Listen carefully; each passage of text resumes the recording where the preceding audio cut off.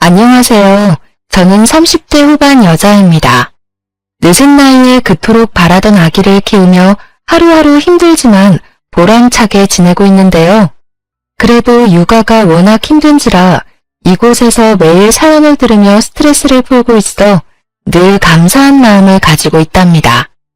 누구나 가슴속에 말 못한 사연 하나는 품고 있기 마련이잖아요. 저도 천사 같은 아이를 품에 안을 때까지 참 우여곡절이 많은 인생을 지내왔답니다. 남편에게도 차마 말하지 못했던 이야기를 이 자리를 빌어 여러분께 들려드리고 아직도 마음에 남은 응어리를 풀어내고 싶은 바람이 드네요. 제 이야기를 한번 들어주시겠어요? 저는 몇 년 전에 아주 어릴 때부터 살던 고향을 떠나 근처 대도시에서 새로운 삶을 시작하게 되었답니다. 이곳에 오기 전까진 흔히 농촌에서 볼 수 있는 주택에서만 쭉 살아왔는데요. 지금은 남편과 돌이 막 지난 아기와 아파트에서 사는데 정말 편리하고 좋은 것 같아요. 좀 더 일찍 용기를 내서 큰 도시로 와서 살 걸 후회를 할 정도랍니다. 아파트 주변에 웬만한 편의시설이나 프랜차이즈도 다 있으니까 아기와 돌아다니기도 좋아서 매일 산책을 하고 있어요. 그날도 오랜만에 남편이 쉬는 날이라 같이 동네에 나가서 외식도 하고 기분 좋게 집으로 걸어오고 있는 참이었죠. 저 멀리서 땅콩빵을 구워 파는 노점이 보이는데 순간 너무 반갑더라고요. 요즘에 붕어빵도 진짜 찾기 쉽지 않은데 제가 평소에 제일 좋아하던 땅콩빵이라니 신이 나서 남편을 이끌고 사 먹으러 갔어요. 머리와 수염이 덥수룩한 아저씨가 만드시고 있었는데 행색이 너무 초라해서 먹어야 되나 위생 걱정에 순간 고민이 살짝 되더라고요. 아저씨, 땅콩빵 3,000원어치 주세요. 그때 고개를 푹 숙이고 있던 아저씨가 저를 보는데 저는 심장이 오그라들 만큼 너무 놀라고 말았답니다. 바로 제 전 남편이었기 때문이죠. 당신이 여기로 어떻게... 정말 당신 맞지? 저는 너무 당황해서 뒷걸음을 쳐서 멀뚱하게 서 있던 남편의 소매를 끌고 이 자리를 벗어나려고 했어요. 그런데 갑자기 전 남편이 제 앞에 무릎을 꿇고는 제 발목을 팍 잡는 게 아니겠어요. 전 남편은 유모차에 앉아있는 아기와 지금의 남편을 번갈아 바라보며 눈물을 글썽거리더라고요. 저 아이가 정말 당신 아기인 거야? 당신이 이렇게 사는 줄 몰랐네. 여보, 늦었지만 날 용서해 줄 순 없을까? 누가 당신이고 여보예요? 진짜 미친 사람이네. 여보, 얼른 가자. 몇 년 만에 전 남편을 만나니 그때의 악몽이 머릿속을 어지럽게 스쳐가면서 심장까지 빠르게 뛰더라고요. 그날은 어떻게 집에 왔는지 기억이 나지 않을 정도로 정신이 없었답니다. 도대체 저에게 어떤 일이 있었는데 이렇게 남편에게 학을 떼는지 궁금하실 것 같아요. 그럼 본격적으로 이야기를 펼쳐가 볼게요. 남편과 저는 계속 같은 동네에서 살았기 때문에 어릴 때부터 대충 아는 사이였어요. 초등학교부터 고등학교 때까지 학교가 하나뿐이라 계속 얽힐 수밖에 없었죠. 그러다 고3 때 짝이 된 후로 급격하게 친하게 지내게 되었죠. 남편의 부모님은 계속 농사를 지으셔서 남편도 대학에 갈 생각은 전혀 없고 졸업하고 바로 농사를 지을 거라고 하더라고요. 저는 어떻게든 다른 도시로 가보려고 수능 준비를 열심히 해봤지만 결국 지망했던 학교에 모두 떨어지고 말았어요. 사실 어릴 때부터 공부엔 별로 취미가 없어서 재수할 생각은 하지 않았고 읍내에 있는 약국 보조로 취직을 하게 되었답니다. 둘 다 대학에 안 가게 되니 더 자주 만나게 되더라고요. 대부분의 친구들은 큰 도시로 나가서 대학 생활을 시작했거든요. 남편은 읍내에 나올 때마다 제가 일하는 약국에 들러서 먹을 걸 사서 건네주기도 하고 퇴근할 시간에 맞춰 데리러 오기도 했죠. 그렇게 자연스럽게 데이트를 하고 3년 동안 연애를 하게 되었죠. 일찍 결혼해서 안정적으로 가정을 꾸리고 싶다는 남편의 설득에 휘말려 들어서 20대 초반의 나이에 결혼까지 하게 되었답니다. 이미 양 쪽 부모님도 동네 이웃이라서 딱히 반대도 없었고 집안 수준도 비슷비슷해서 결혼식도 수준에 맞춰 평범하게 끝냈죠. 근데 결혼식 끝내자마자 시부모님이 이렇게 말씀을 하시는 거예요. 지금 사는 집에 민식이 방에서 신혼살림 시작해라. 따로 집 얻을 필요가 뭐 있냐. 민식이는 여기서 농사일하는데 읍내에 살 수도 없는 노릇이고. 여지껏 아무 말 없으셔서 전 당연히 나가 사는 줄 알았는데요. 집 얻어줄 거였으면 결혼식 전에 다 정했겠지. 어려서 그런가 맹해서 그런가 뭘 아는 게 없네. 그렇게 알고 니네 부모님한테도 그렇게 전해라. 혼수해올 필요도 없다. 저는 작은 원룸에서 시작해도 둘이서 알콩달콩 지내는 신혼생활을 하고 싶었는데 너무 황당스럽더라고요. 그렇지 않아도 남편에게 집은 언제 알아볼 거냐고 계속 물어봤었거든요. 그때마다 남편은 기다리라고만 하고 피하는 눈치가 있긴 했는데 사실 저를 시댁으로 불러들일 생각을 하고 있었던 것 아니겠어요? 원룸 알아보고 있다며, 부동산에도 다녀왔다며. 근데 시댁에서 살자니 이게 무슨 말이야? 너 나 속인 거야? 야, 속이긴 누가 속여. 말을 그렇게 하냐? 농사 짓는 게 얼마나 힘든지 알아? 그리고 맨날 새벽에 나가야 돼. 근데 어떻게 읍내에서 살아? 넌 그렇게 생각이 없어? 아니 그럼 처음부터 그렇게 말을 하던가. 그럼 내가 이해하고 시댁 들어갈 마음의 준비라도 했을 거 아니야. 뭔 마음의 준비를 해. 어차피 니네 집에서 바로 지척으로 옮겨와서 사는 건데. 친정도 가깝고 얼마나 좋냐? 넌 복 터진 줄이나 알아. 어떻게든 둘러대는 남편을 보자니 속은 것 같고 너무 답답했지만 결혼을 물을 수도 없으니 어쩔 수 없이 시댁에 들어가 살기로 했죠. 친정 부모님도 남편이 농사를 지어야 한다고 시부모가 이미 말을 해놨는지 그냥 들어가 살라고 말을 하셨답니다. 시골은 도시랑은 분위기가 많이 다르긴 하잖아요. 어른들 말을 더욱 따라야 하고 생각 없이 그냥 해야 되는 관습도 많고요.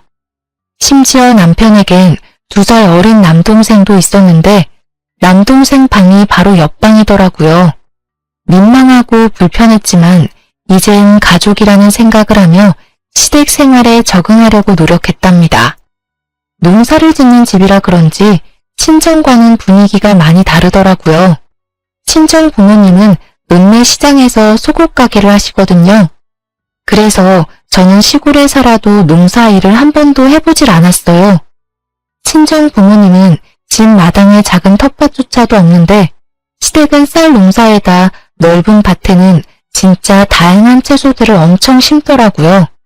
제가 결혼한 첫 해에는 고추 농사를 크게 지었는데 제가 얼마나 호되게 당했는지 지금도 고춧가루를 하면 쳐다도 보기 싫답니다. 남편은 새벽 6시면 밭에 나가고 저는 8시에 읍내로 출근을 했는데요. 제가 출근하려고 방을 나오면 시모가 못마땅한 눈으로 쳐다보기 일쑤였어요.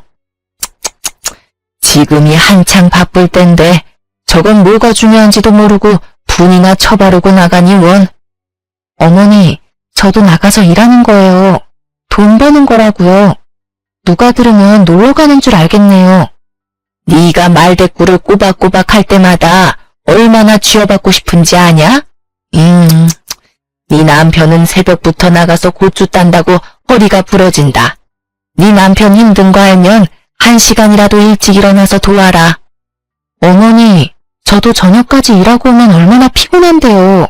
오자마자 저녁까지 차려야 하고요. 아버님이 아침밥 하라고 하셔서 아침밥도 차려야 되고요. 또 말대꾸.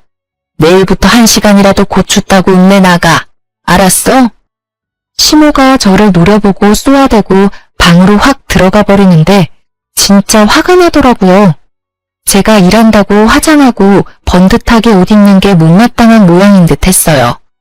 저도 집에 들어앉아서 일바지 입고 농사를 짓길 바라는 것 같은데 저는 농사일은 진짜 하기 싫었거든요. 거기다가 시부가 며느리한테 아침밥도 못 얻어먹는다고 앓는 소리를 해서 결혼하고 일주일 됐을 때부터 새벽 6시에 일어나서 매일 밥하고 국해서 밥 차렸고요. 시댁은 그동안 밥을 어떻게 먹었던 건지 농사지은 채소로만 먹고 살았는지 식탁에 고기나 생선 올라오는 날이 없더라고요. 그래서 제가 너무 먹고 싶어서 가끔 퇴근하고 고기를 사가곤 했거든요. 그럼 아주 시부모나 남편이나 도련님이나 걸신 들린 것처럼 고기를 먹더라고요. 그래서 종종 사갔더니 이젠 아예 일주일에 3번은 고기 사오라고 그렇게 저를 들볶는 거 있죠. 저는 퇴근해서 저녁밥 차리면 금세 밤 9시 되고 제대로 쉴 시간도 없었는데요. 시모는 제가 농사일을 안 거둔다고 매일 나가 노는 사람 취급을 하니까 너무 짜증이 났답니다. 어찌나 밭에 안 간다고 시모가 눈치를 주는지 결국 다음날부터 아침 6시에 나가서 남편을 도와 고추를 따고 회사에 출근을 했네요. 해본 적 없던 밭일을 하니 허리가 얼마나 아프고 끊어질 것 같았는지 한 달 넘게 물리치료 받으며 고생을 했답니다. 그날 저녁에도 어김없이 부랴부랴 저녁 식사 준비를 하고 가족들이 다 둘러앉아 먹기 시작했죠. 오늘은 고기 없어요? 어제도 없더니만. 평수, 오늘 돼지고기 좀 사오지. 맨 다 풀밭이네. 그래, 넌 맨날 돈 번다고 읍내 나가서는 고기 한 근을 못 사오니? 네 남편도 밭일하는데 얼마나 힘을 쓰는데. 네, 내일은 사올게요. 오늘 늦게 퇴근해서 마을버스 놓칠까봐 그랬어요. 남편한테 듣기론 제가 시집 오기 전까지만 해도 돼지고기도 한 달에 한 번 먹었다던데 이젠 시모며 도련님이며 이틀이 멀다 하고 고기 타령을 해대니 황당하더라고요. 제 월급의 절반은 고기 사는데 돈을 다 썼을 정도였으니까요. 저는 그렇게 쳇바퀴 도는 생활을 이어나갔고 어느새 세월은 흘러 결혼한 지 7년 차가 되어가고 있었죠. 지금도 이때만 생각하면 그 지옥 같던 시간을 어떻게 견뎠나 싶어요. 결혼한 지 1년쯤 지났을 무렵부터 시부는 손주 타령을 하기 시작했죠. 시모도 아들만 둘을 낳아서 시부 집안에서 그걸로 대접을 좀 받은 모양이더라고요. 결혼 2년차까지는 어떻게 해야 아들을 낳을 수 있다느니 그런 얘기를 엄청 자주 들었는데요. 3년이 지나도 아기가 생기지 않자 시부모는 눈에 띄게 저를 구박하기 시작했답니다. 아침에 일어나자마자 시모가 뭐라고 물어봤는지 아시나요? 오늘은 소식 없냐? 노력은 하고 있는 거 맞아? 도대체 손주는 언제 안겨줄 거야? 나이도 어린데 왜 도대체 애가 안 들어서는 거야? 이 소리를 매일 아침 7년 가까이 들으니 진짜 사람이 미칠 것 같더라고요. 저라는 사람은 없어지고 시댁에서 저는 손주를 낳아야 하는데 하자가 있어 낳아주지 못하는 존재가 되어 있었죠. 시부모 지인의 손주라도 보고 오는 날이면 아주 난리가 날 정도로 저를 못살게 굴었어요. 그 옆편네 며느리는 나이가 39이라더라. 39에도 애를 낳았는데 도대체 넌 무슨 하자가 있길래 애가 안 들어서냐고. 그릇을 바닥에 던지는 건 예사였고 언젠가는 너무 화가 난다면서 제 뒤통수를 때린 적도 있었어요. 그때 시모에게 한마디라도 하며 대들었어야 하는데 그때 저는 너무 위축이 되고 그냥 맞고만 있었네요. 시부모는 친정 부모님도 점점 막대하기 시작했어요. 친정의 지척인데도 저를 친정에 보내주지도 않았고 심지어 명절에도 음식하느라 집에 가보지도 못했답니다. 시모는 우연히 친정엄마를 길에서 보기라도 하면 큰 소리로 막말을 하기도 했다고 해요. 도대체 애를 어떻게 키웠길래 나이가 20대인데 애가 안 생겨? 그럼 한약이라도 지어다가 좀 먹이던가 음식을 좀 해오던가 해야지. 주원 딸한테도 이렇게는 안 하겠네. 이 옆에 내가 뚫린 입이라고 함부로 말을 뱉어? 어떻게 키웠냐니? 금지옥엽 내 딸 데려다가 해보지도 않은 농사를 시키면서 구박이나 하면서 내가 지금 얼마나 참고 있는 줄 알아? 애가 몸이면 마음이 편해야 애도 들어설 거 아니야? 아이고 누가 들으면 내가 아주 천하의 못된 시험인 줄 알겠네. 옛날 같았으면 벌써 소박당했을 위인을 데리고 사는 것만 해도 고맙다고 할 것이지. 제가 이혼하고 나서야 저에게 말을 해주신 건데 그 당시에는 저에게 해가 될까봐 말도 못하시고 시모의 행패를 다 견뎌오셨던 거죠. 어쩐지 언제인가부터 친정엄마가 임신에 좋다는 한약이며 각종 즙이며 음식을 계속 챙겨주시더라고요. 저는 아무것도 모르고 받아먹기만 했었는데 엄마가 어떤 마음으로 준비를 해주셨을지 지금 생각해도 죄송해서 눈물이 난답니다. 남편은 딱히 말하지는 않았지만 같이 길을 걸어가다가 아기라도 보이면 한참을 뚫어지게 바라보기도 하고 슬그머니 웃음을 짓기도 했어요. 그 모습을 보고 있으면 가슴이 철렁하고 내려앉기 일쑤였답니다. 20대 초반의 어린 나이에 결혼을 했으니 사실 언젠가는 아기가 생길 거라 생각하고 여유롭게 생각했던 것도 있었는데요. 30대가 넘어가니까 점점 초조해지기 시작했어요. 난임에 대해 여러 가지 알아보다가 병원에 가서 제대로 검사를 받아봐야겠다고 생각했죠. 우리 병원에 가서 둘 다 검사 좀 받아보고 시험관 같은 거 해보면 어떨까?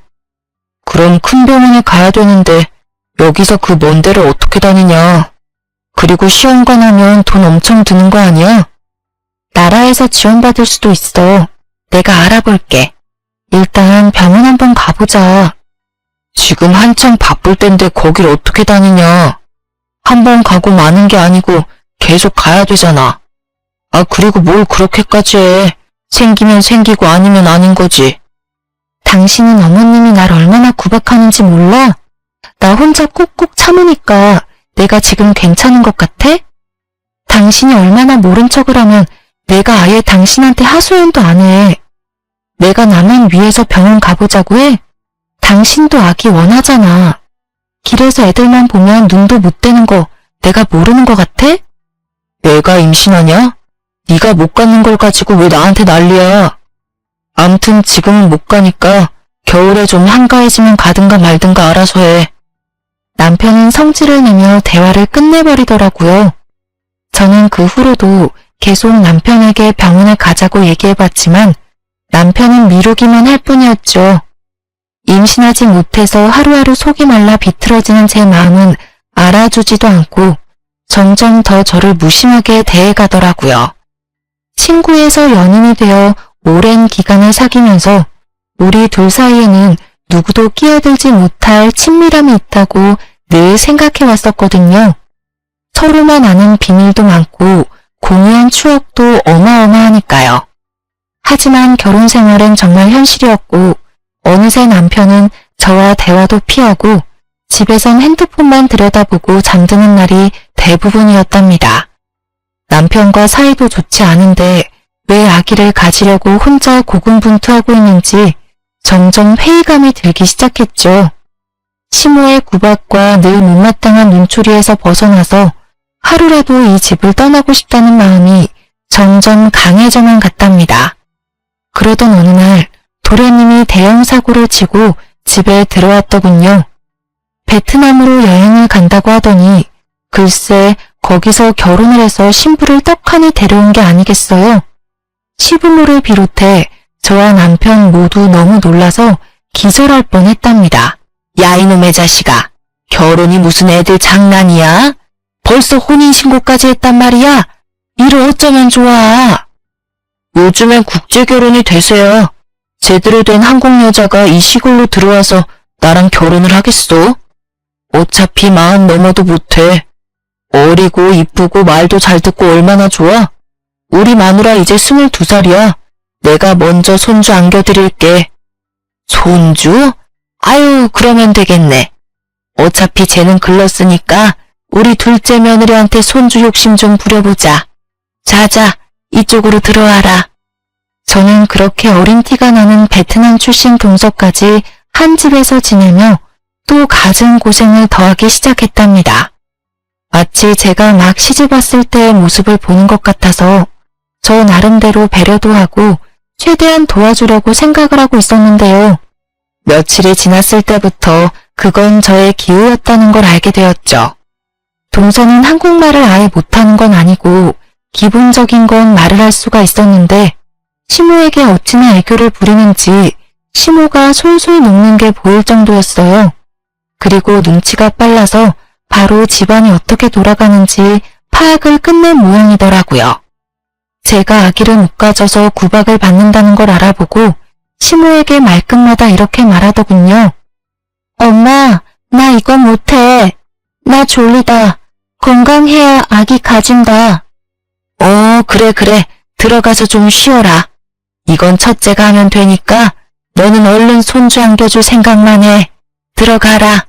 집에 처음 들어왔을 때는 제가 밥을 하고 있으면 옆에서 서성거리며 돕는 신용이라도 했었는데요.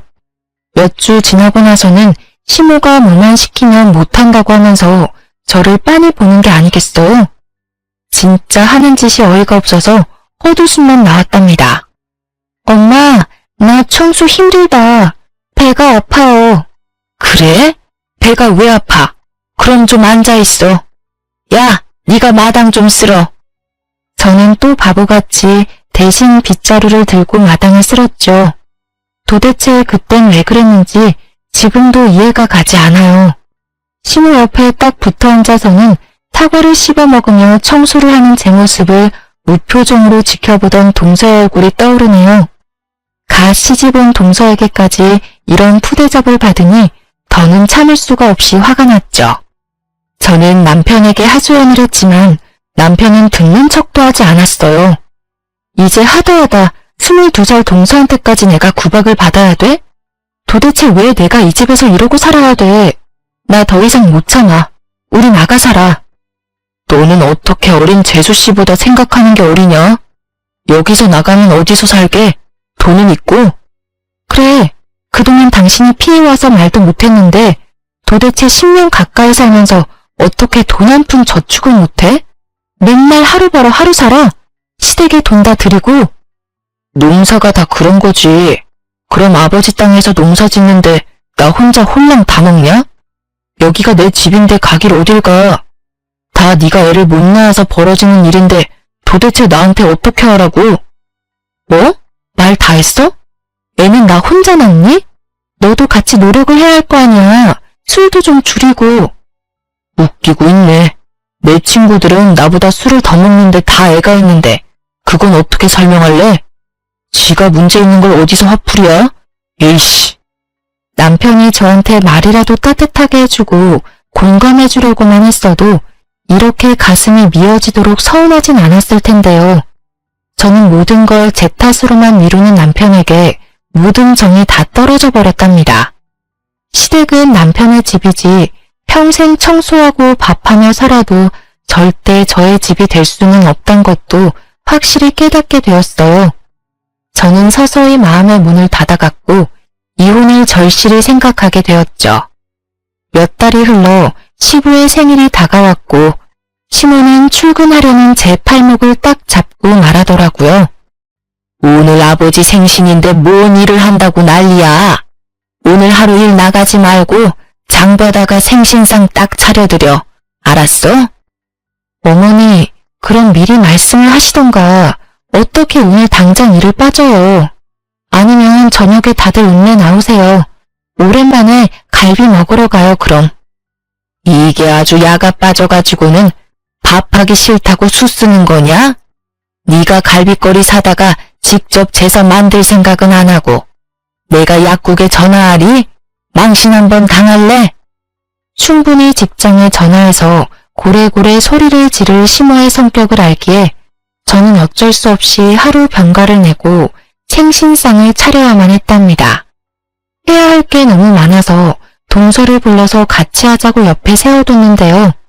제가 말하는 걸 못 알아듣는 척하면서 자꾸 딴 척만 하는 거예요. 심지어 제가 시킨 일을 반대로 해놔서 제가 또다시 해야 하니까 손만 더 가고 너무 화가 났답니다. 동서, 씻어서 넣어야 되는데 그냥 넣으면 어떡해. 다 건지라고.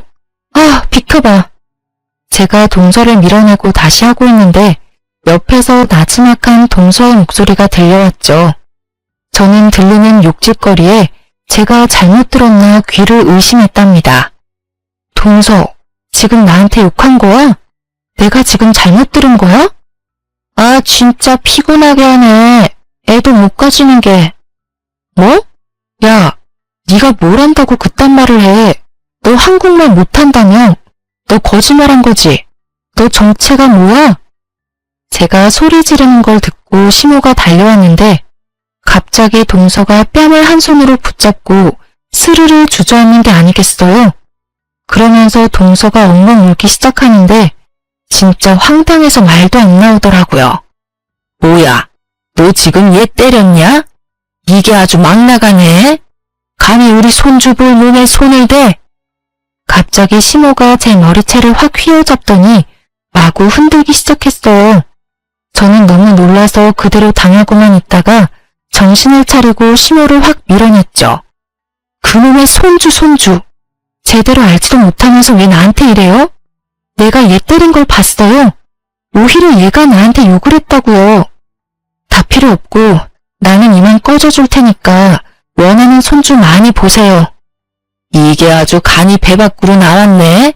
진작 소박을 놨어야 하는데. 아이고 분통 터져. 어디서 저런 게 굴러 들어와서는. 저는 저에게 악을 쓰는 시모와 그런 저를 뒤에서 비웃으며 보고 있는 동서를 뒤로하고 시댁을 뛰쳐나와 버렸답니다. 그리고 바로 친정으로 갔고 혹시나 남편이 찾아올까봐 큰 도시에 사는 친구 집으로 몸을 피해버렸죠. 참 황당한 건 제가 그렇게 집을 나왔는데 일주일이 지나도 남편에겐 전화 한 통도 안 왔다는 거였어요. 심지어 친정에 찾아오지도 않았죠. 친정 부모님도 분해하시면서 당장 시댁으로 쳐들어가겠다고 하시는 걸 제가 간신히 말릴 정도였어요. 그렇게 일주일이 더 지나고 저는 친구 집에서 나와 친정으로 돌아갔어요. 제가 온 걸 어떻게 알았는지 시모가 친정집으로 찾아왔더라고요. 너 우리 아들한테서 당장 떨어져. 며느리라는 게 집 뛰쳐나가고 누구한테 배운 짓거리야? 이참에 아주 잘 됐어. 우리 며느리가 아주 잘 아는 동생 소개시켜준단다. 우리 아들도 어린 여자 만나서 자식도 낳고 살게 당장 이혼해. 어머니한테 들었던 얘기 중에 가장 반가운 소리네요. 바로 이혼할 테니까 다신 우리 집 근처에 발길도 들이지 말아요. 알았어요? 저는 이미 이혼을 생각하고 있었기에 오히려 이렇게 시모가 헤어지라고 하니 고마운 마음이 들 정도였죠. 그리곤 마치 짠 것처럼 남편의 전화가 걸려오더라고요. 다음날 커피숍에서 남편을 만나게 되었답니다. 우리 그만하자. 이혼하고 너도 너대로 편하게 살고 나도 이제 그만 시달리고 싶다. 너 때문에 집안 조용할 날이 없다. 누가 들으면 내가 큰 잘못이라도 한 줄 알겠네. 나야말로 그 지옥 같은 집구석에서 해방시켜줘서 고마울 정도네. 세장가 간다며? 어디 한번 얼마나 잘 사는지 보자. 저는 남편의 얼굴에 제 도장을 찍어둔 이혼 서류를 던져버리고 커피숍을 나왔답니다. 그렇게 합의 이혼을 했고 집도 남편 명의가 아니었고 가진 것도 없었기에 재산 분할은 민망할 정도로 작은 액수만 받을 수 있었어요. 하지만 그런 건 상관없었답니다. 저는 10년 가까이 새벽에 일어나 아침밥하고 밤 늦게까지 설거지하고 청소까지 하고 잠드는 그 집의 식모였거든요. 더 이상 그 짓을 하지 않아도 된다니 이것보다 큰 위자료가 어디 있겠어요. 오히려 친정 부모님이 저를 대신해서 엄청 속상해 하셨답니다. 그 집구석에서 10년을 식모처럼 살았는데 돈 1,000만 원도 못 받고 나온다는 게 말이나 되니? 막말로 쫓아내는 머슴한테도 이렇게는 안 하겠다. 얼마 안 되는 돈 받으려고 그 집이랑 더 얽히는 거 싫어요.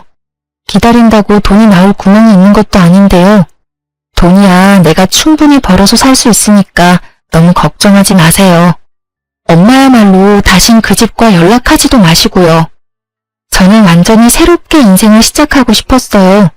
그래서 큰 도시에 작은 원룸을 얻어 이사를 갔답니다. 밤낮으로 구인 공고를 보고 면접을 보면서 몇 주가 지났고 정말 다행히도 중소기업의 사무직으로 취직이 되었죠. 월급은 그리 많지 않았지만 저 혼자 소소하게 즐기며 생활하기에는 충분했어요. 오로지 저만을 위한 시간을 보내는 게 얼마나 오랜만인지 하루하루가 소중하게 느껴지는 나날을 보냈답니다. 그렇게 1년 정도의 시간이 흘렀고 저는 이혼의 아픔을 조금씩 회복해 나가고 있었어요. 그러다가 같은 부서에서 근무하는 대리님과 점점 친해지게 되었는데요. 사적으로 만나 밥도 먹으며 데이트 아닌 데이트를 이어나갔죠. 대리님도 저처럼 이혼을 하고 혼자 살고 있어서 그런지 통하는 점도 많았고 전 남편과는 다르게 지적이고 다정한 면에 호감이 가더라고요. 조심스레 연애를 시작했고 1년 만에 용기를 내어 재혼을 하게 되었답니다. 사실 재혼하게 된 더 큰 이유가 있었는데 제가 혼자 임신을 하게 되었기 때문이에요. 10년 가까이 그토록 바래왔던 아기가 이렇게 쉽게 찾아오다니 믿기지가 않았죠. 아직 결혼도 하기 전이라 불안한 기분이 들어서 또 마냥 행복할 수도 없는 제 자신에게 실망을 하기도 했고요. 혼자 며칠을 고민하다가 결국 지금의 남편에게 조심스럽게 털어놓았죠. 남편이 아기를 원하는지 원하지 않는지 알 수 없어서 혼자 최악의 상황까지 생각하고 말이죠. 나 임신한 것 같아. 사실 진짠지 아닌지 믿기지가 않아. 사실 내가 아기를 갖지 못해서 이혼을 한 거였거든. 난 정말 기쁜데 우린 아직 결혼 이야기도 제대로 한 적이 없으니까 자기는 어떨지 모르겠어. 그게 진짜야? 나야 정말 고맙고 기쁘지. 우리 나이가 있으니까 결혼을 해도 아기 생각은 반쯤은 포기하고 있었는데 이렇게 결혼 전에 선물이 찾아오다니 정말 고마워. 우리 둘을 닮은 아기라니 믿어지지가 않네. 우리 배 불러오기 전에 얼른 결혼식 서두르자. 정말이야? 나랑 결혼 생각도 하고 있었던 거야? 나 혼자 얼마나 고민했는지 몰라. 이 바보야, 당연하지. 당신이랑 처음 만나기 시작했을 때부터 결혼 생각했었어. 내가 그동안 믿음을 못 준 것 같아 미안해. 당신이 전에는 어떻게 살았는지 모르겠지만 이제 나랑 우리 아기랑 행복하게 살자. 지금의 남편이 임신 사실을 알고 정말 기뻐하며 속전속결로 결혼을 진행하는 모습을 보고 믿음을 갖게 되었답니다. 재혼이다 보니 그냥 간단하게 식사하는 걸로 결혼식을 올리고 함께 살게 되었죠. 아기는 뱃속에서 무럭무럭 잘 자라주었고 어느새 마치 거짓말처럼 제 품에 저의 아들이 안겨있더라고요. 30대 후반에 육아를 하려니 체력적으로 힘들기도 했지만 아기의 웃는 얼굴만 보면 가슴 깊이 행복감이 밀려왔죠. 저는 그렇게 지금의 남편과 아기와 함께 제 인생에서 최고로 행복한 순간들을 보내고 있는 중이었죠. 그 땅콩빵을 사러 가기 전까진 전 남편과 전 시댁 생각은 완전히 잊어버리고 있었는데 말이에요. 초라한 행색의 전 남편이 제 앞에 털썩 무릎을 꿇고 눈물을 글썽이는데 참 할 말이 없더라고요. 당신이 얼마나 보고 싶었는지 몰라. 염치가 없어서 연락도 못했지만 만나면 꼭 이 말 하고 싶었어. 정말 미안해. 당신한테 했던 일 다 미안해. 용서해줘. 이제 와서 무슨 용서가 필요해? 다 지난 일이고 난 지금 잘 살고 있으니까 그쪽도 다 잊고 사세요. 저 아기 정말 네 아기인 거야? 정말 잘됐다. 나에게 다시 돌아올 수는 없겠지? 참나, 혼자 아침 드라마 찍으세요? 무슨 말도 안 되는 소리를. 저리 비켜. 남편이 흑흑거리며 울자 기둥에 손이 묶여있던 늙은 여자가 남편 쪽으로 서서히 다가왔어요. 저는 그 모습을 보고 너무 놀라서 뒤로 자빠질 뻔했답니다. 그토록 저를 괴롭혔던 시모였거든요. 시모는 머리가 산발이고 눈은 이상하게 초점이 없더라고요. 그러다가 유모차에 있는 아기를 보더니 눈빛이 반짝 광채가 나는 게 아니겠어요. 내 손주가 여기 있었구나. 네가 내 손주를 훔쳐갔어. 내 손주. 기둥에 줄로 손이 묶인 채 아기에게 다가오려고 손을 휘젓는 모습이 좀비 영화가 따로 없더라고요. 그 순간 시모는 무슨 괴력이 생겼는지 글쎄 줄을 끊어내고는 아기에게 달려드는 게 아니겠어요.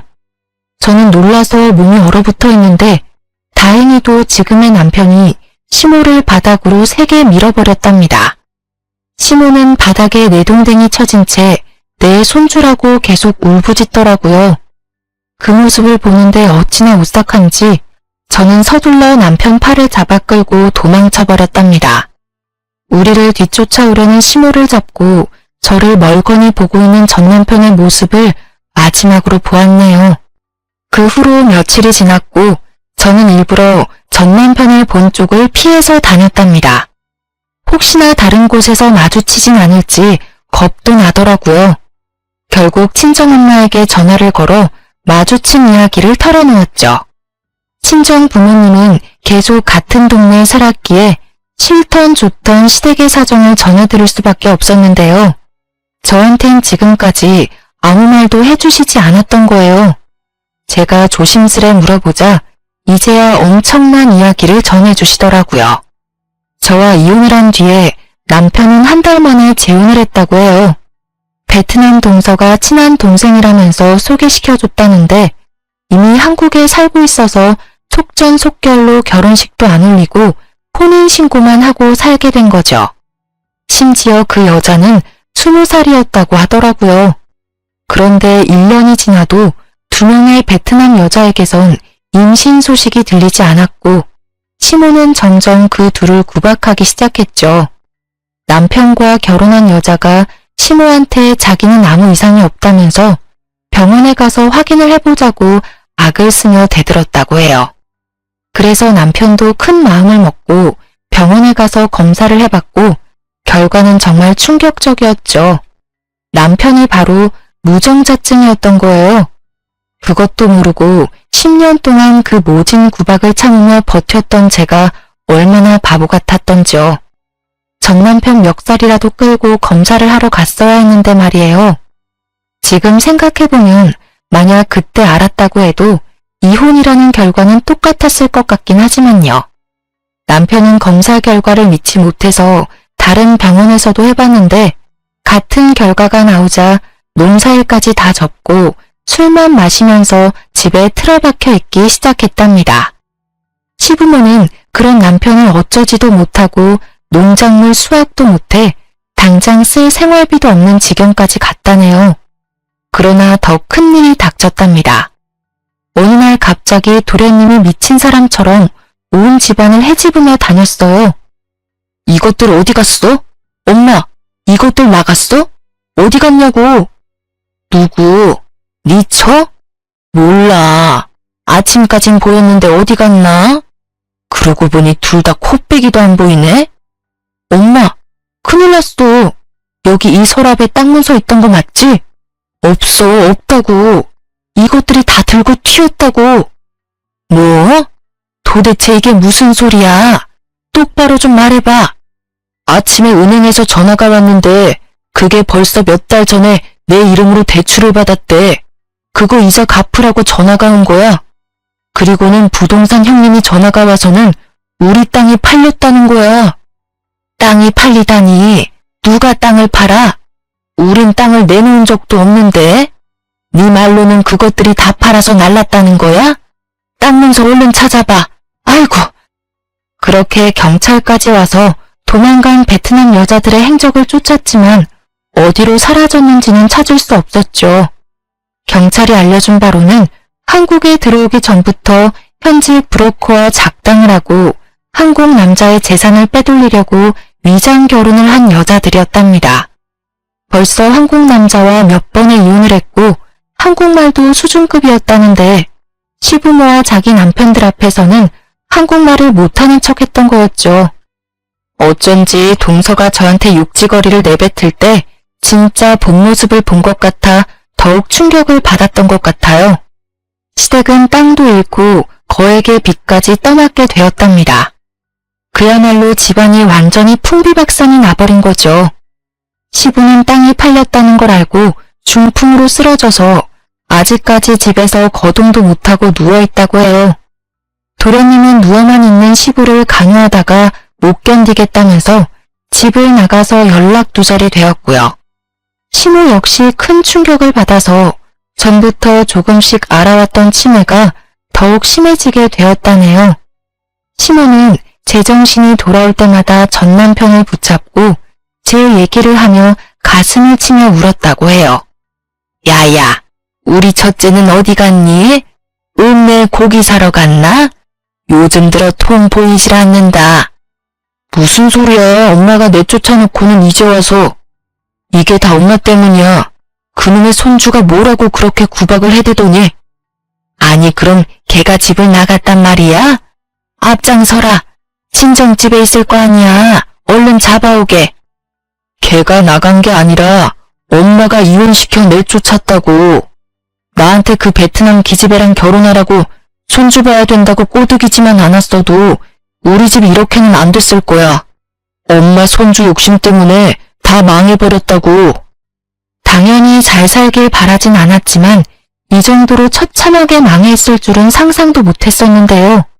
시모가 손주 욕심을 부리다가 벌어진 일이라 자업자득이라고 밖에 할 수 없을 것 같네요. 당장 먹을 쌀도 없는 지경에 이르자 전 남편이 정신을 차려야겠다고 생각을 했나 보더라고요. 친구들에게 돈을 빌려다가 땅콩빵 장사를 시작하게 된 거였고요.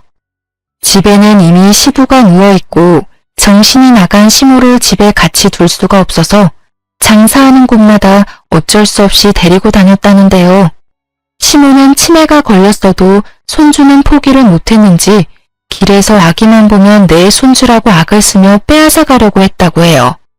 아기 엄마들은 도둑년이라고 때리려고도 해서 벌써 경찰서에도 몇 번이나 다녀왔었다네요. 그래서 결국 전 남편이 시모가 움직일 수 없도록 묶어두고 장사를 하게 되었던 거죠. 내가 다시는 그 집구석 얘기는 너한테 하지 않으려고 했다. 혹시나 그 집 인간들이 널 찾아갈까봐 네 아버지가 엄청 단속했지. 다 너한테 저지른 일 되돌려 받은 거니 난 오히려 속 시원하다. 이젠 그 집구석 얘긴 다시 물어보지 말고 지금 네 가족하고 잘 살기만 해. 친정엄마는 이야기를 끝내시며 저한테 더 이상 궁금해하지 말라고 못을 박으셨죠. 그래도 오랫동안 함께 지낸 세월이 있어서 그런지 시댁의 나쁜 소식에 마냥 기쁘지만은 않았지만 한편으론 속이 시원하기도 했어요. 이런 마음조차 갖지 않고 아예 잊고 사는 게 최고라는 생각이 들어 계속 저에게 물어보는 지금의 남편에게도 대충만 얘기해주고 말을 아꼈답니다. 저는 그날에 다시는 안 보고 싶었던 시모의 얼굴을 우연히 마주쳐서 너무 놀랐고 우리 아기를 향해 달려들던 모습이 아직도 가끔 머릿속에 떠올라서 꿈에서까지 나오기도 하는데요. 저는 더 이상 그 사람들과 얽히고 싶지도 않고 저에게 고통과 상처를 준 일들이 아직 잊혀지지도 아물지도 않았어요. 전 남편이 저에게 지나간 세월에 대해 용서를 바랬지만 저는 용서도 동정도 하지 않고 그냥 묻어두려고 해요. 그냥 현재의 남편과 아기와의 새로운 삶에 더욱 집중하려고 한답니다. 툭툭 털어버리고 제 행복을 찾아가는 게 가장 현명한 복수라고 생각하거든요. 지금까지 저의 사연을 들으셨는데 어떠셨나요? 물론 저보다 더 기막힌 사연을 가진 분들도 많지만 저의 지나온 세월도 만만치 않다는 생각이 들지 않으시나요? 제 이야기를 들어주셔서 감사하고 여러분도 자신만의 행복을 찾아가는 하루를 보내시길 바래요. 항상 행복하세요.